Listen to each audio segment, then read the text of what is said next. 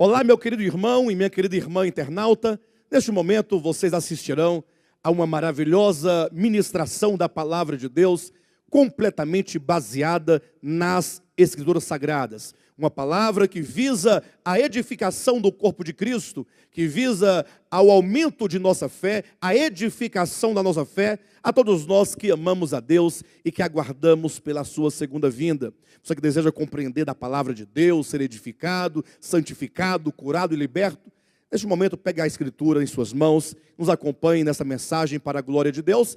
Não se esqueça que no final você pode inclusive compartilhar com seus amigos essa mensagem, pode sinalizar com um joinha aqui embaixo do seu vídeo e mesmo tecer os seus comentários em o nome de Jesus.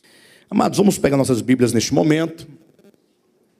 Quero convidar a todos a nos acompanhar neste momento numa ministração em que nós vamos falar acerca das verdadeiras motivações de uma vida cristã autêntica. As verdadeiras motivações.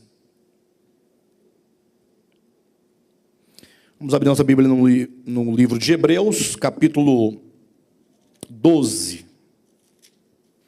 E também em 1 João, capítulo 4. Quero ler inicialmente com os irmãos esses dois textos, como fundamentação e base da ministração nessa manhã. Hebreus capítulo 12, nós vamos ler do versículo 18 até o versículo 24. Acompanhe na sua Bíblia. Ora, não tendes chegado ao fogo palpável e ardente, e à escuridão, e às trevas, e à tempestade, e ao clangor da trombeta, ao som de palavras tais, que quantos o ouviram suplicaram que não lhes falasse mais, pois já não suportavam o que lhes era ordenado. Até um animal, se tocar o monte, será apedrejado. Na verdade, de tal modo era horrível o espetáculo, que Moisés disse: sinto-me aterrado e trêmulo. Mas tendes chegado ao monte Sião, e à cidade do Deus vivo, a Jerusalém celestial, e incontáveis hostes de anjos, e a universal assembleia, e igreja dos primogênitos arrolados nos céus, e a Deus, o juiz de todos, e aos espíritos dos justos aperfeiçoados, e a Jesus, o mediador da nova aliança, e ao sangue da aspersão, que fala coisas superiores ao que fala o próprio Abel. Glória a Deus. Agora abram em 1 João, capítulo 4. Quero ler com os irmãos aqui a partir do versículo 14. Do 14 até o 18. Diz assim o texto sagrado: e nós temos visto e testemunhado e testemunhamos que o Pai enviou o seu Filho como o Salvador do mundo. Aquele que confessar que Jesus é o Filho de Deus, Deus permanece nele e ele em Deus. E nós conhecemos e cremos no amor que Deus tem por nós. Deus é amor, e aquele que permanece no amor, permanece em Deus e Deus nele. Nisto é em nós aperfeiçoado o amor, para que no dia do juízo mantenhamos confiança, pois segundo ele é, também nós somos neste mundo.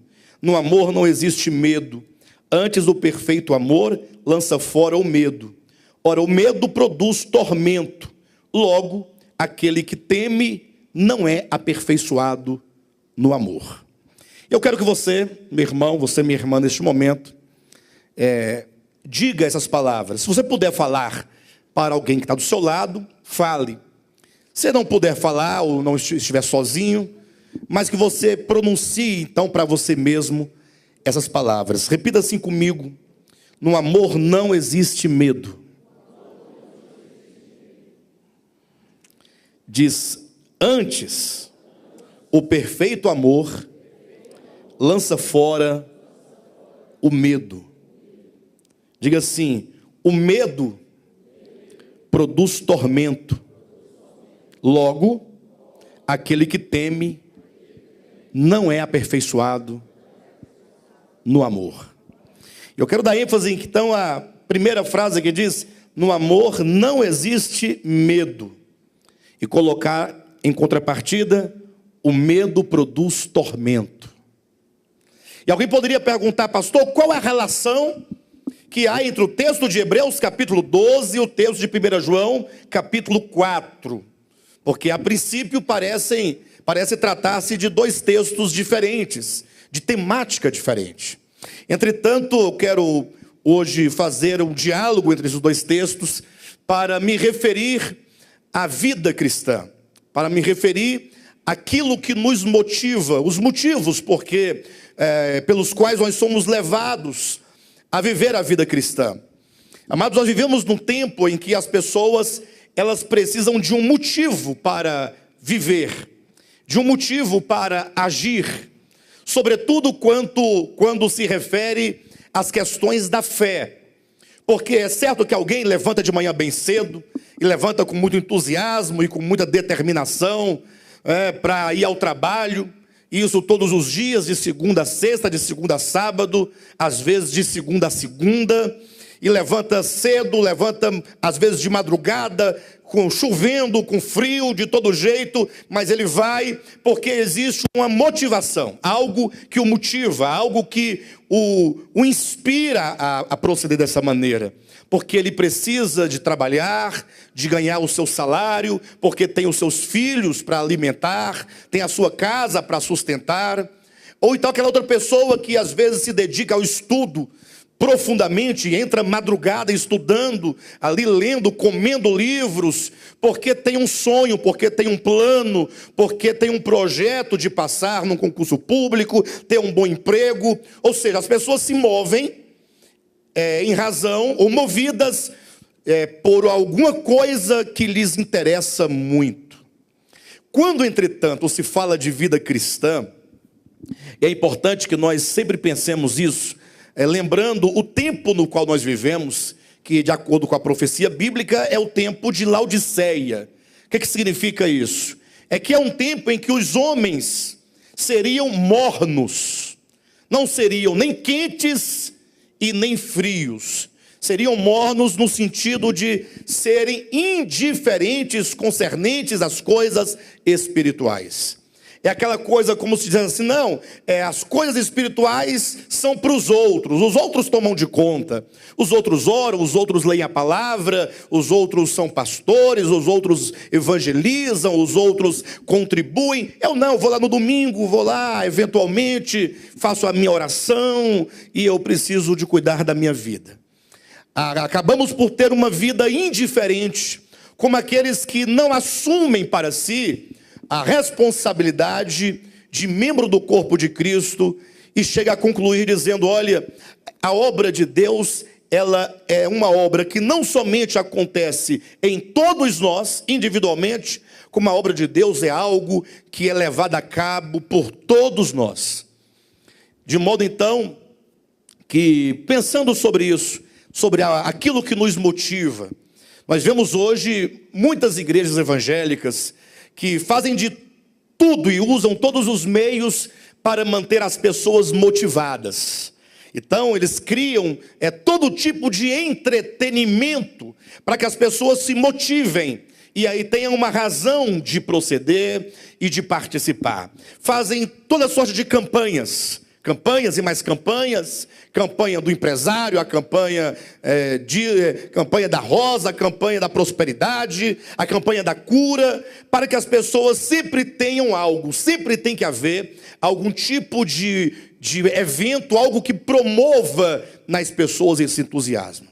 Aí acontece então, que quando aparece um grupo de pessoas que começam a trabalhar a verdade de uma maneira essencial, ou seja, trabalhamos a verdade não como quem oferece alguma coisa, e nem como quem ameaça alguém a perder alguma coisa, mas quando se fala a verdade tendo em vista tão somente a verdade. É nesse momento em que nós percebemos que nos falta motivação. Nós muitas vezes somos motivados por qualquer coisa que nos traga um resultado imediato. Quando fala da verdade essencial, que vai produzir uma vida, um ser humano melhor, uma pessoa melhor, um homem melhor, uma mulher melhor, um novo homem, para que possamos nós sermos altruístas, nos doar mais, amar mais, perdoar mais. Parece que nós estamos trabalhando coisas que não são muito queridas pelas pessoas. Falamos que queremos, mas nós não demonstramos a motivação necessária e suficiente. De modo então que até algumas pessoas falam: pastor, você precisa promover algumas coisas para a gente poder animar o povo. Mas eu perguntaria aos irmãos: será que qualquer forma de entretenimento é suficiente para atrair um coração à verdade de Deus? Será que seria de fato um remédio para a cura da nossa alma, a fim de que nós nos desesperássemos a tal ponto pela verdade, como fez Davi no seu tempo? Davi, quando chegou um dado momento da sua vida, diz a Bíblia que ele amava tanto a casa de Deus, naquele tempo referindo-se ao templo, que o seu filho Salomão haveria de construir ainda, mas havia o tabernáculo. Mas ele amava tanto a economia de Deus, quanto ao templo, quanto às ofertas, de que ele falou assim: olha, eu não vou dar descanso aos meus olhos, enquanto eu não prover uma habitação para Deus. Meus olhos não vão descansar, enquanto eu não vir a casa de Deus construída.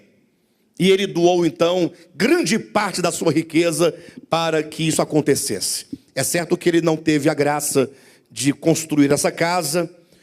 Deus não lhe permitiu que ele construísse essa casa, conforme Deus diz lá em 1 Crônicas, porque ele derramou muito sangue e porque Davi fez muitas guerras. Porque ele era um homem de guerra e de sangue, Deus não poderia permitir que ele construísse o templo de Deus, a casa de Deus. Essa graça foi dada a Salomão, o seu filho, que foi um homem de paz. Muito interessante isso. Mas o fato é que Davi, a despeito de qualquer coisa, ele tinha um coração para Deus. Nós poderíamos aqui citar vários defeitos de Davi. Poderíamos mencionar várias coisas que ele fez que não seria cabível para um servo de Deus, não era cabível para um rei de Israel, sobretudo.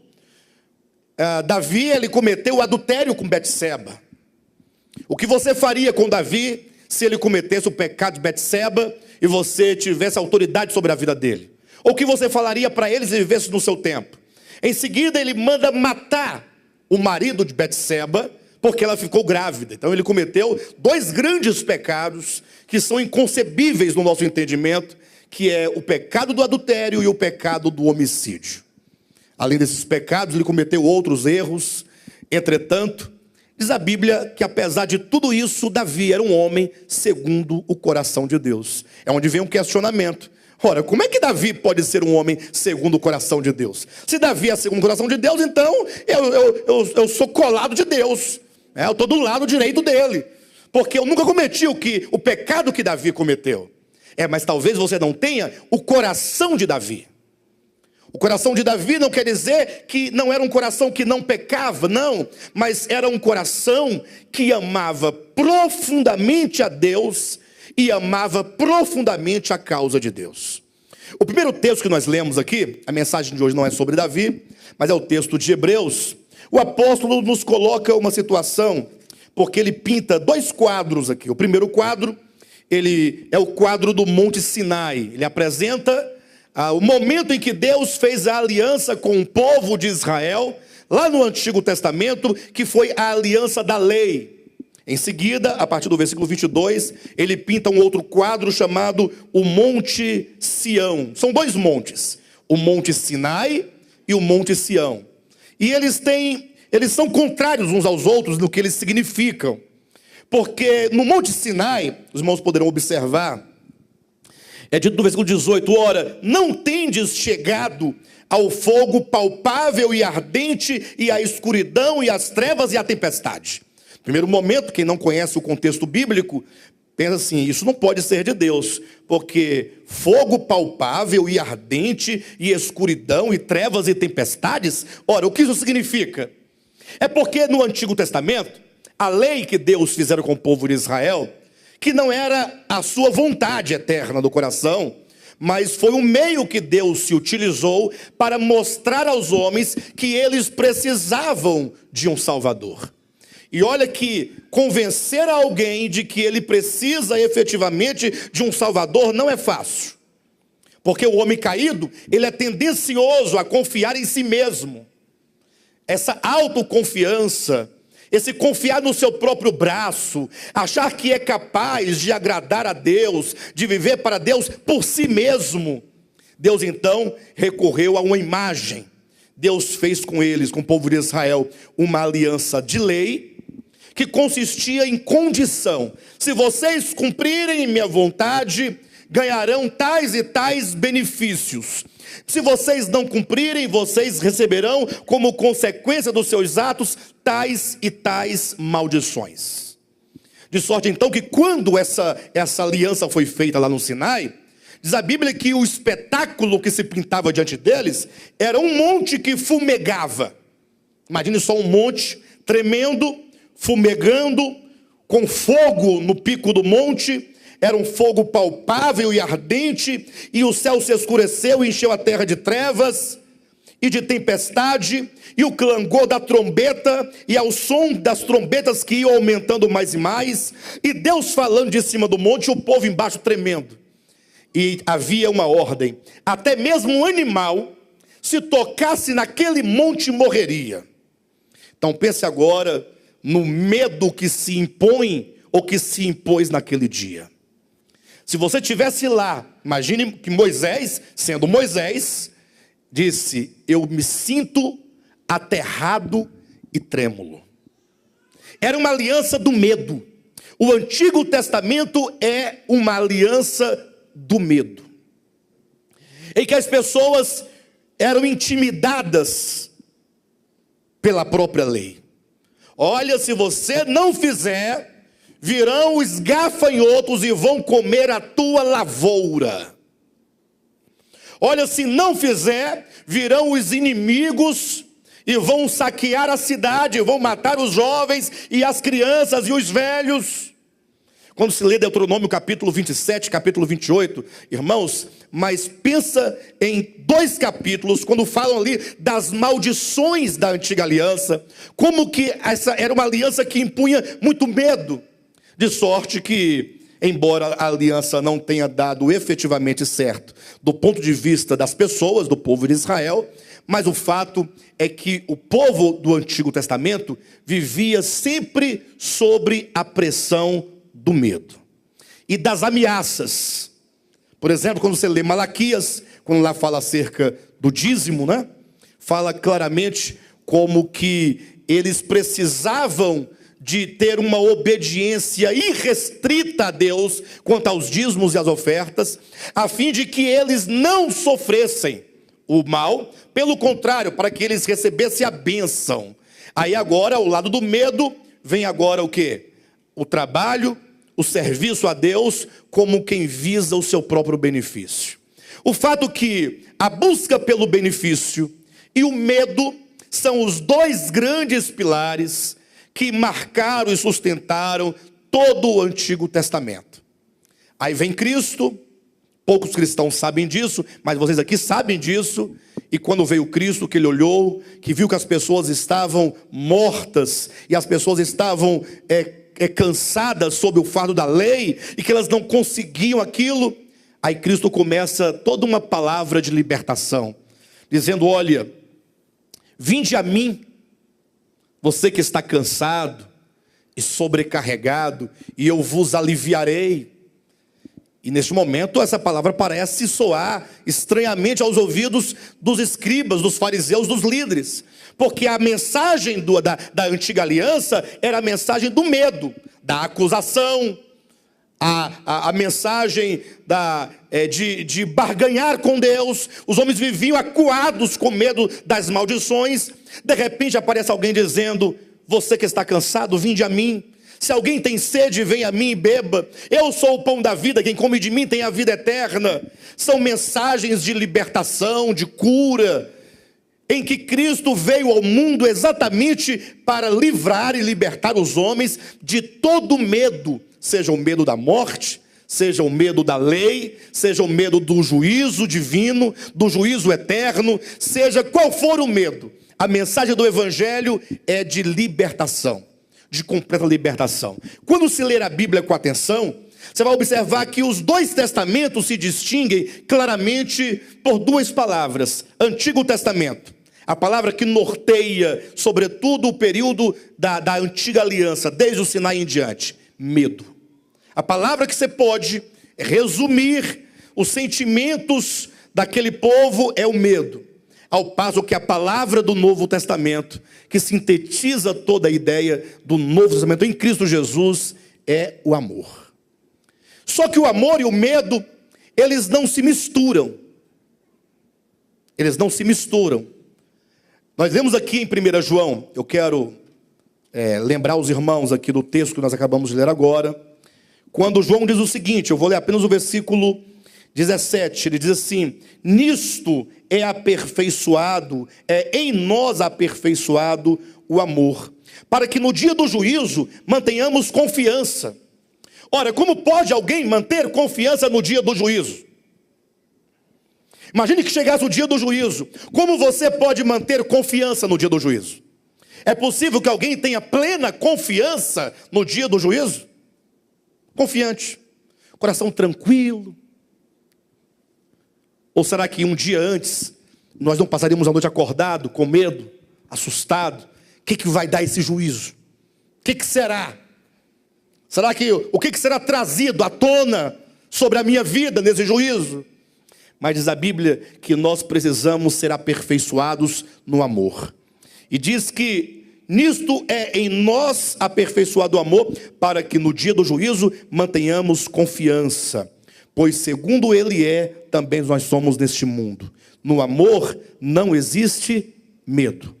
Tentar pregar o amor de Deus no Novo Testamento, trazendo junto o medo do Antigo Testamento, as ameaças da lei do Antigo Testamento, não combina. O Evangelho de Cristo ele é puro. É o próprio Deus que se dá gratuitamente ao homem, perdoando-lhe todos os seus pecados.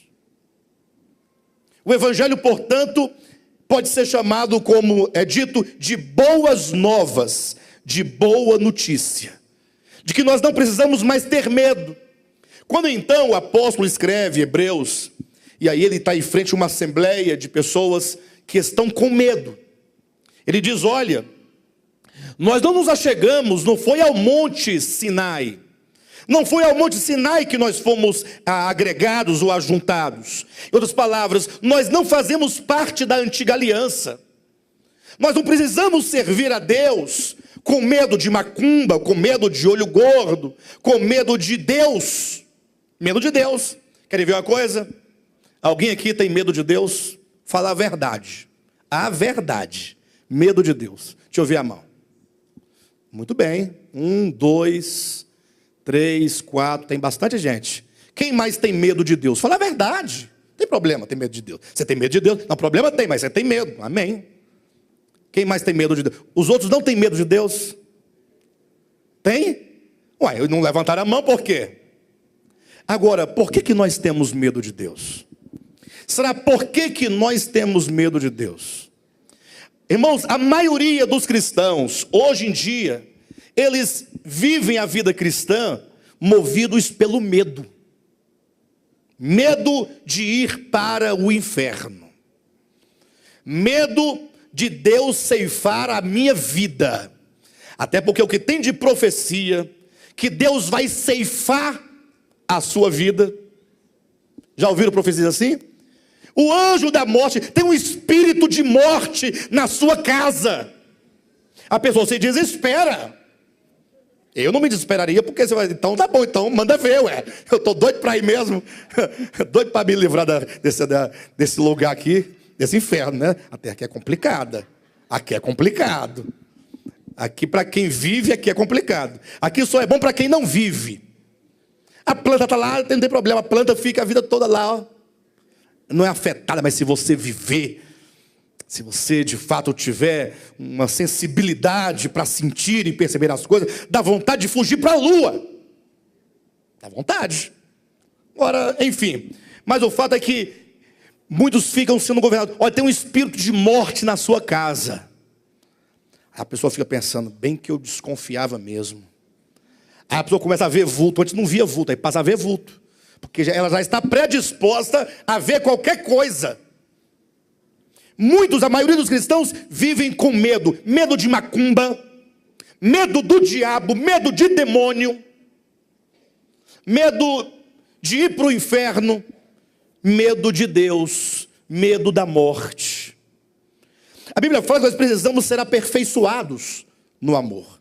Porque no amor não existe medo. Agora é lógico que às vezes nós ficamos com a consciência acusada. Não, eu tenho medo de Deus, porque vai que Deus, né? Vai que Deus. E aí então, Jesus Cristo veio exatamente para nos mostrar o Pai. Imagine vocês que ele veio e falou assim, olha, quem vê a mim, vê o Pai. Imagine que quando Jesus estava aqui na terra, os pecadores se aproximavam de Cristo e não tinham medo dele. Por quê? Porque o Pai é exatamente aquilo que o Filho é.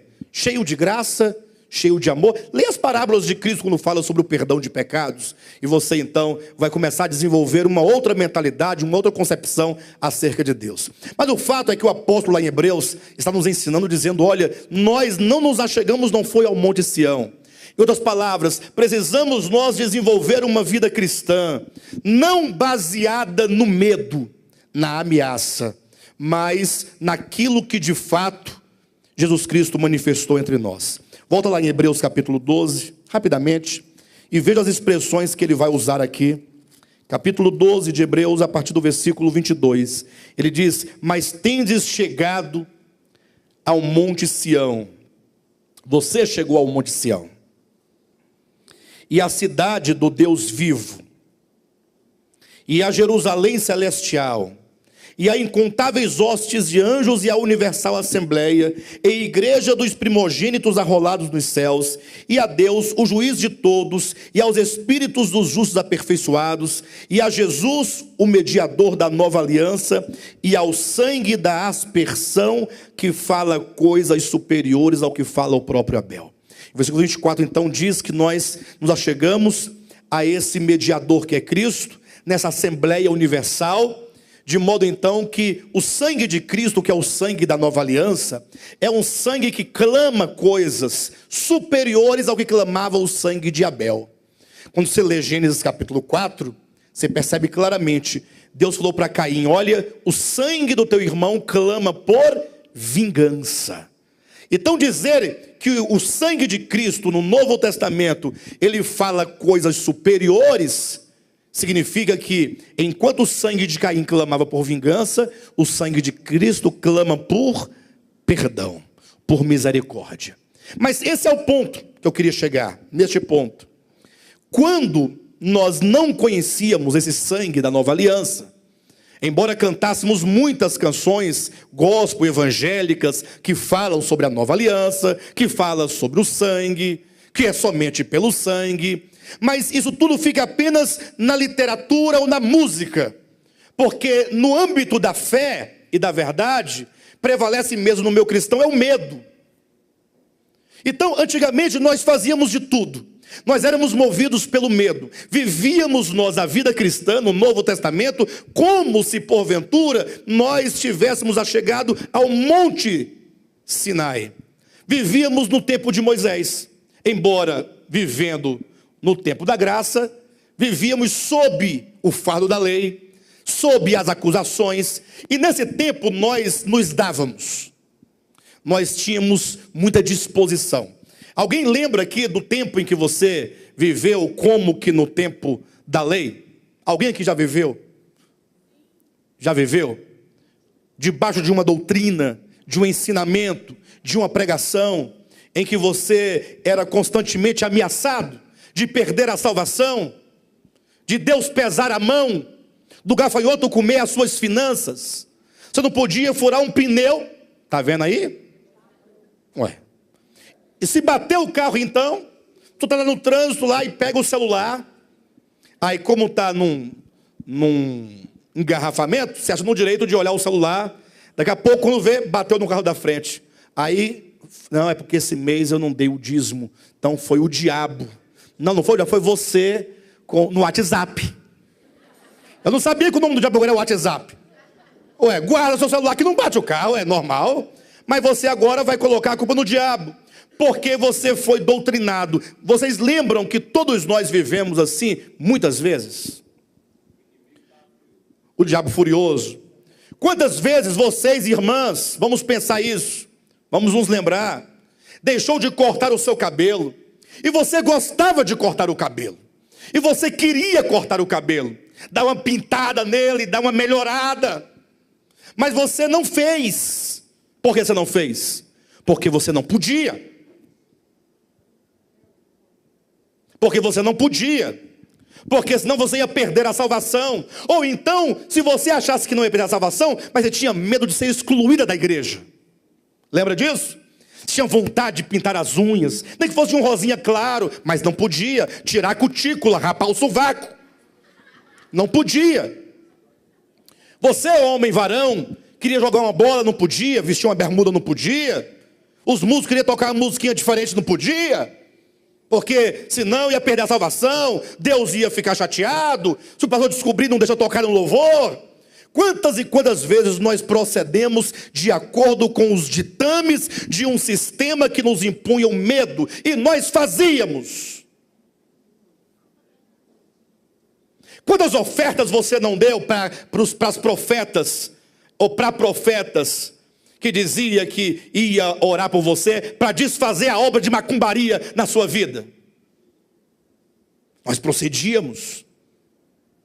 Quando entrou o G12, alguém aqui deve se lembrar desse tempo, ainda tem, mas na época eles implementaram um tipo de hierarquia muito forte e de uma autoridade e submissão inquestionáveis. E você se submetia àquela ordem superior apenas para garantir que você tivesse autoridade sobre o teu subordinado. Porque se eu estou aqui 100% em obediência absoluta que está em cima de mim, eu teria autoridade absoluta sobre o outro. E sobre o outro. E nós nos submetíamos. A irmã Nolinha conta, acabava o culto, ela ia levar as bolsas da pastora e os pacotes. Era uma submissão, uma obediência, uma devoção, uma entrega. Antigamente, nós congregávamos e não faltávamos nenhum culto, nenhuma reunião. Não podia, rigor. Muitos iam a semana quase inteira. No domingo, misericórdia. Escola dominical, ia até às 11h45, quando não ia até meio-dia. Aí à tarde, depois do almoço, evangelismo. Antes do culto, ensaio da mocidade. E aí vinha o culto para fechar 11 horas da noite. E tinha que trabalhar na segunda-feira. E tinha que participar de tudo. Você era obreiro, tinha que participar.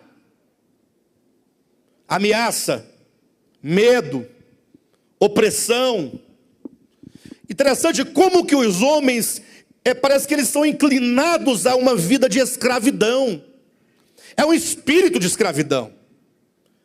De que nós temos que nos libertar desse espírito. Pastor, mas eu já me libertei, graças a Deus. Hoje eu sou livre. Hoje eu entendo que eu não me acheguei, não foi ao Monte Sião. Eu entendo que eu me acheguei ao Monte Sião, Monte Sinai, ao Monte Sião, em que nós temos aqui uma assembleia de justos aperfeiçoados, o Deus juiz de todos, mas não para no juiz, não dá medo, continua dizendo, e a Cristo Jesus, o mediador da nova aliança, o sangue da nova aliança, que clama coisas superiores ao que clama o próprio Abel. Mas é aqui que está exatamente o nosso problema, é aqui. Depois que você perdeu o medo, você também perdeu todas as motivações. Não há mais motivação. Agora não tem mais medo. Agora que eu descobri, pastor Renato, que não tem mais gafanhoto. Eu descobri que macumba não pega em servo de Deus, em filho de Deus. Eu descobri que eu sou membro do corpo de Cristo, que eu estou dentro de uma couraça e de uma armadura de Deus que é do seu corpo, do corpo de Cristo. Descobri que eu fui transportado do reino das trevas para o reino do Filho do seu amor. E em Cristo não há maldição alguma, porque Ele pagou todos os nossos pecados e Ele levou sobre si as maldições. E nós temos a salvação eterna, porque a salvação é um dom de Deus e é gratuito.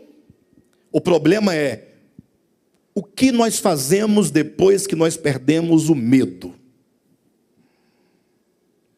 Os irmãos sabiam que eu já ouvi, e alguns de vocês devem ter ouvido também, confissões, ou confissão de pastores, dizendo que é preciso que eles se mantenham ainda naquele regime do Antigo Testamento, senão eles não seguram o povo. Já ouviram isso? É preciso ainda pregar a lei em certa medida, porque senão o povo se dispersa. É que se disperse.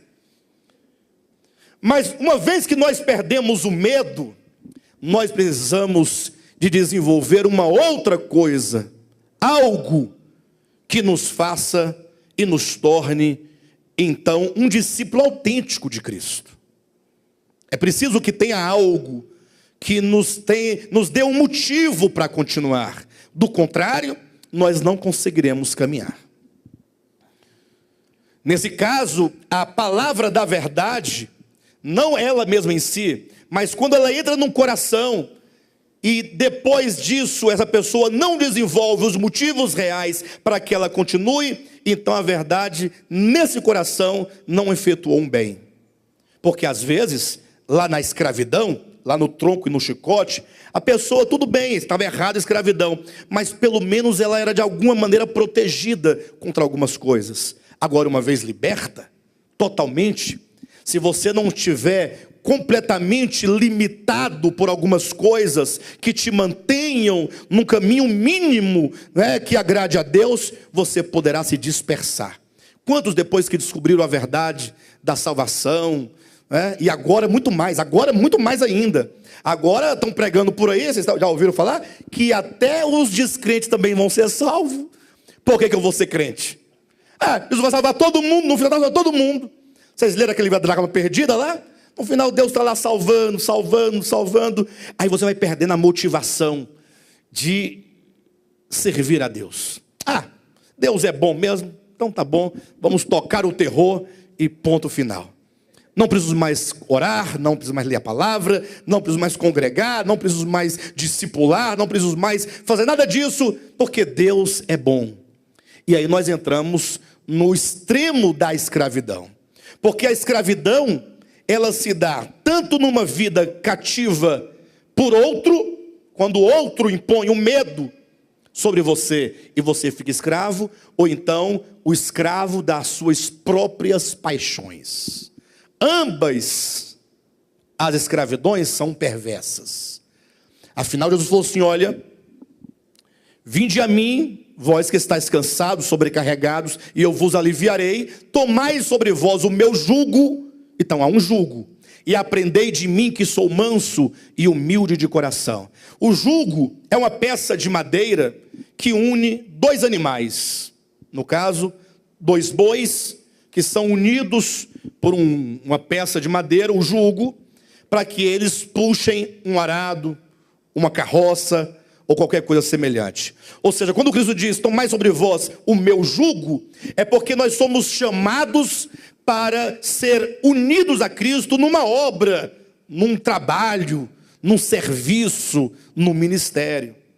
Agora, para que você não caia na escravidão do medo e nem caia na escravidão dos próprios desejos, 3 coisas nos são necessárias.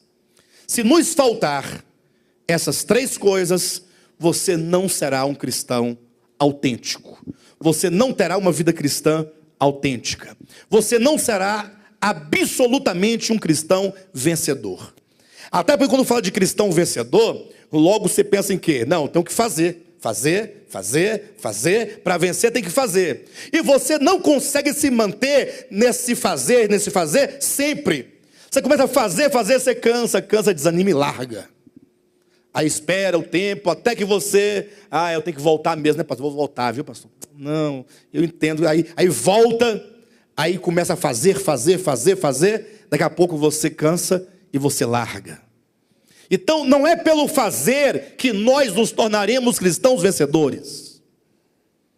Ah, pastor, então não tem que fazer nada. Não, é que o fazer, ele deve ser resultado e não a razão. Ou seja, o fazer, as obras de Cristo, serão meros resultados ou frutos de algo original que no seu coração impulsiona você a viver uma vida cristã saudável. A primeira questão é a visão do chamamento. Se você não tiver uma visão espiritual acerca de Deus, se você não tiver uma visão espiritual acerca da criação de Deus, se você não tiver uma visão espiritual acerca do homem, por que o homem fora criado, e consequentemente não terá uma visão acerca de si mesmo, por que você existe, e sobretudo, por que você foi chamado. Na semana retrasada eu ministrei uma palavra aqui, dizendo que a eleição e a predestinação são duas bênçãos e dois grandes privilégios que poucos possuíram e possuem. Ou seja, Deus, na sua economia eterna, Ele escolheu você. Mas para que Ele te escolheu? E por que Ele te escolheu? O fato é que, lá em Romanos capítulo 8, versículo 28, diz que todas as coisas cooperam para o bem daqueles que amam a Deus, daqueles que foram chamados segundo o seu propósito. A primeira questão é você desenvolver uma visão clara acerca de Deus, acerca da sua obra e acerca de você e o papel que você desempenha nesta obra. Certa ocasião, estava lá Jesus pregando, quando dele se aproximou um homem dizendo assim: olha, Senhor, eu te seguirei por onde quer que tu fores. Olha que maravilha. Te seguirei por onde quer que tu fores. Hoje em dia os pastores querem pessoas assim, né? Pastor, ó, tamo junto, viu? Ó, derrubou na área é pênalti. Qualquer coisa, tamo junto. E pode contar com a gente. E ponto final. Pessoas que se disponham. Pessoas que dizem que querem. Estamos juntos. Jesus olhou para aquela pessoa e falou assim: olha, você diz que vai me seguir por onde quer que eu for? Você sabia que eu não tenho onde reclinar a minha cabeça? Você sabia que eu não tenho onde repousar, eu não tenho casa? As raposas têm seus covis, mas o Filho do Homem não tem uma casa onde reclinar. Os pássaros têm seus ninhos. O Filho do Homem não tem onde reclinar a cabeça. E é neste momento que vem essa palavra que aquela pessoa começou a refletir. Será mesmo que eu quero acompanhar o Mestre por onde quer que ele vá? Você tem certeza desse seu desejo? É certo que esse homem agora ficou por ali, calado, meio triste, pensando nas consequências, achando que Jesus sairia dali e iria instaurar um reino em Jerusalém, colocar um trono. Quem é que não quer seguir o rei? Ora, todo mundo quer seguir o rei. Ainda mais esse rei que dentro de poucos momentos vai sentar-se no trono de Davi. Quanto mais perto do rei, melhor. Quanto mais puxar saco do rei, melhor. Porque aí, quem puxa mais saco do rei, o pelego vai ter o melhor lugar no reino. Não é assim que o povo... Sabe o que é pelego? Não sabe o que é pelego? O pelego é o puxa-saco. O Nivaldo sabe o que é pelego, não sabe, Nivaldo? O Nivaldo foi cobrador de ônibus, o cobrador não sabe o que é pelego. Bem, por todos os efeitos, quanto mais perto do rei, melhor, porque quando ele instaurar o reino, aí pronto, eu vou ser o braço direito dele, vou ser o tesoureiro, vou ser isso e aquilo outro. Todo mundo disputando um lugarzinho. Então é lógico que agora a pessoa fala: para onde o Senhor for, eu irei. Não sabia ele que Cristo haveria de ir para Jerusalém, ser preso, cuspido, insultado e iria morrer. No mesmo momento que Cristo disse para esse homem que o Filho do Homem não tinha onde reclinar a cabeça, ele disse para outra pessoa: quanto a ti, a uma outra pessoa, vem e segue-me. Ora, aquele que se ofereceu não foi, e aquele que nada disse, apenas ouvia, agora foi chamado. Ora, pense agora no tamanho do privilégio. Ou não é privilégio? não é seguir o rei para o seu trono, mas é seguir o Cristo de Deus para sofrer, para morrer. Porém o texto acaba dizendo, mas no terceiro dia eu ressuscitarei. Ou seja, a glória, ela sucede os sofrimentos. Então a primeira coisa a pensar é, você não está aqui simplesmente porque você quis ou porque você quer, mas porque Deus te chamou, Deus te deu a graça de compreender verdades que há pessoas hoje na terra que ainda levarão 20 anos para entender. A verdade que hoje você entende, que você prega, que você afirma, que você é algo que é fruto de uma iluminação divina. Se Deus não nos revelar a sua vontade, não teríamos nós jamais como compreender tais verdades. Então existe um privilégio. Você tem que ter essa visão. Ora, Deus me chamou, não simplesmente para ser um crente qualquer, mas Ele me chamou para ser uma coluna da igreja de Deus, para ser um baluarte na igreja de Deus, para levar essa palavra adiante a outras pessoas. Nós estamos sendo chamados para sermos, nesses últimos dias, os de vanguarda, os que vão à frente. É lógico que na história, nós estamos no rabo da fila, na história, né? Porém, nos nossos dias, nós estamos na frente, comparado aos demais vivos, que estão vindo, e virão, todos virão. Até você também vai vir, fica tranquilo. Agora, o fato é que Deus nos deu essa graça de compreender hoje a respeito da redenção. Esse livro para nós é uma bênção. Esse livro vai cair nas mãos de cristãos que não lhe será nenhuma bênção neste momento. Neste momento. Alguns vão pegar o livro, vão começar a ler e vão falar assim, olha, isso aqui é do diabo, não leia. Toca fogo. Lógico que depois, no futuro, lá na frente, 15, 20, 30 anos, eles vão pegar o livro de novo e ao olharem, falar, rapaz, mas eu não acredito que naquele tempo eu falava que não era de Deus.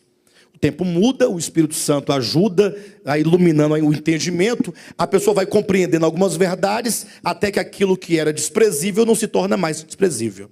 Agora, nós não, nós estamos neste momento em que Deus nos abriu os olhos. A primeira coisa é a visão espiritual. Primeiro ponto.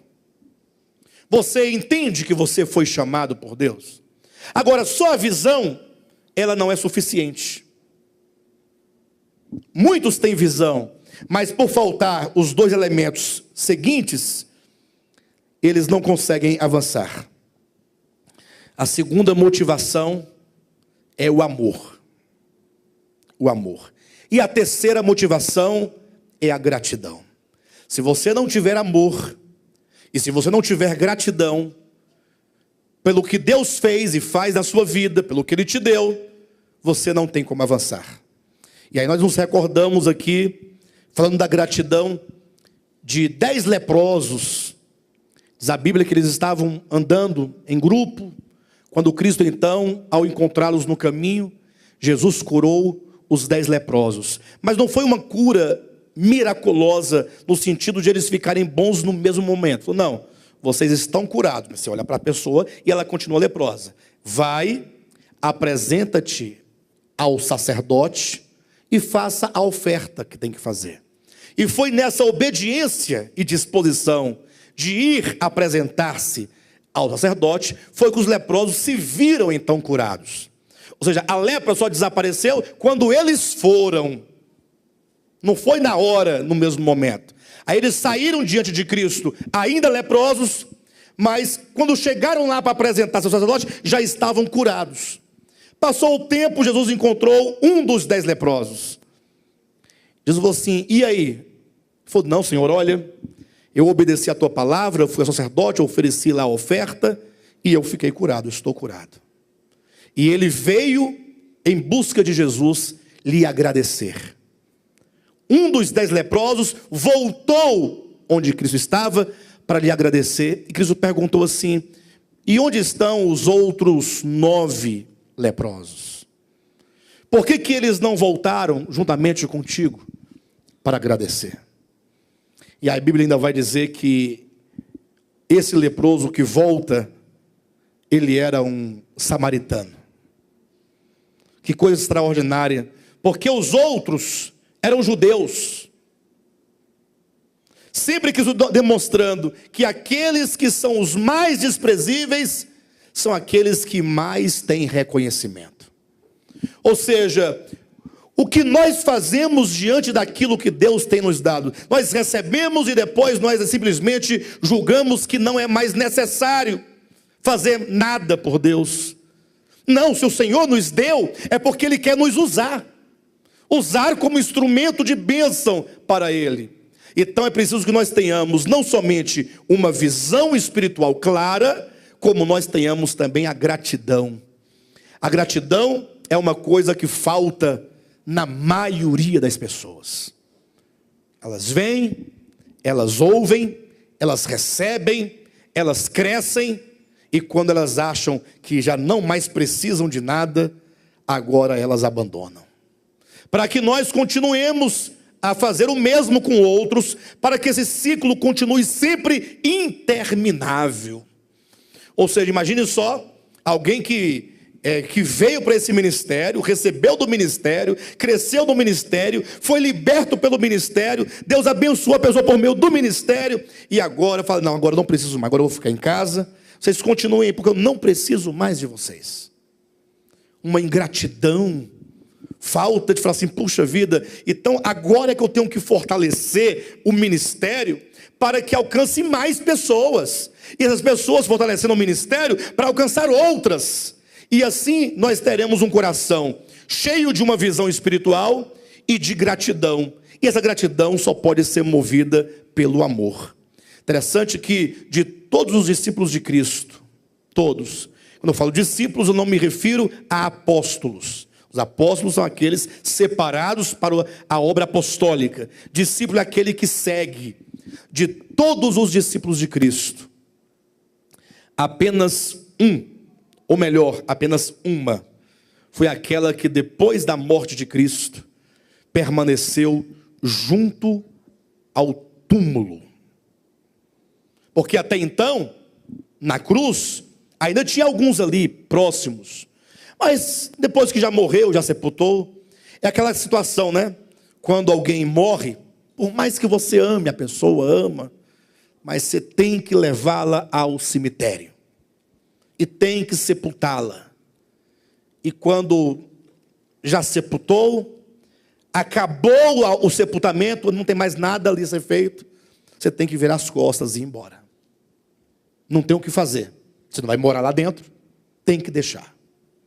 E o tempo, uma semana, um mês, um ano, 2 anos, por mais que você sinta a falta daquela pessoa, mas o tempo se encarregará de fazer com que você sofra cada vez menos. Não é assim que acontece? Isso é a vida. Todas as pessoas são assim. Agora, quando Cristo foi sepultado, todos voltaram, os discípulos todos. Diz a Bíblia que Pedro, João, Tiago, e aí agora? Agora é recuperar o nosso barco de pesca, fazer os reparos nele, tomar as redes novamente e vamos voltar para a velha vida, né? Para a velha vida. Mas e o evangelho? O que tem? Não, Jesus morreu, acabou. Não tem mais o que fazer. Não há o que fazer. Não há o que fazer. Entretanto, Maria Madalena, ela foi ao sepulcro bem cedinho e ficou lá. Falou, não saio daqui enquanto eu não levar o corpo do meu Senhor. Ela queria o corpo de Cristo, o corpo físico. Porém, não estava mais lá, tinha ressuscitado, ela não sabia. Então ela ficou ali chorando no sepulcro, não arredou o pé. Pedro foi lá e voltou. Outras mulheres foram com elas e voltaram. Mas ela sozinha permaneceu. Foi por isso que ela se encontrou com Cristo. E quando se encontrou, agarrou aos seus pés e falou assim, pronto, agora que eu te encontrei, ninguém mais o tira de mim. Tira agora que eu quero ver. E Cristo teve que falar, Maria Madalena, não me detenhas, não me segures, porque eu não voltei ainda para o meu pai. Eu tenho que ir lá, dá um tempo, daqui a pouco eu volto, vai dar certo. vá a Galileia e diga para os meus discípulos e a Pedro que eu ressuscitei e que eu vou encontrá-los lá na Galileia. Então veja que nós temos aqui, da parte do leproso, um coração de agradecimento. Da parte de Maria, um coração de amor. Então são esses três elementos que são necessários. Você é um cristão, você ama a Deus, você ama a palavra, você ama o ministério. Porém, tudo isso tem que se transformar em atitudes. Pastor, eu amo de coração esse ministério. Tem gente que fala comigo e enche o olho d'água. Mas eu amo, aí fica cheio, já a lágrima desce. Então nós temos que transformar essas lágrimas em gestos. Transformar essas palavras em gestos. Consolidar um povo que seja 10, 50, 100, 200, sejam quantos forem, mas que seja um grupo coeso de pessoas que sabem o que estão fazendo. Imagine só 10 pessoas claras acerca da verdade, convictas. 10 pessoas com um coração cheio de amor por aquilo que receberam de Deus. E o coração cheio de gratidão é capaz de fazer um rebuliço em Brasília. 10 pessoas. Agora 1000 nada fará, se não tiverem a visão, se não tiverem a gratidão, se não tiverem o amor. E eu quero então convidar a igreja a pensarem isso. Pensarem. Se você porventura não tem ainda, não sente, fala, não pastor, eu amo o ministério, eu amo a palavra, e eu sei que é importante, mas eu sei lá o que acontece, eu estou meio fraco, então comece a orar. Senhor, tem misericórdia da minha vida. Me levanta pelo poder do teu Espírito Santo. Abre os olhos do meu coração para que eu enxergue a grandeza da tua obra. E ao compreender isso, que eu seja movido por gratidão. Tenha um coração sensível para retribuir aquilo que eu recebi. Não como quem procura pagar, porque nada que recebemos deve ser pago, e tudo o que nós temos não paga o que recebemos. Mas essa retribuição não é como quem procura retribuir a outro. Por exemplo, se você recebe o favor de uma pessoa, você não tem necessariamente o dever de devolver-lhe o favor. Mas você tem o dever de aquele favor recebido ser multiplicado para outras pessoas. Imagine só se o Jailson vem e me abençoa.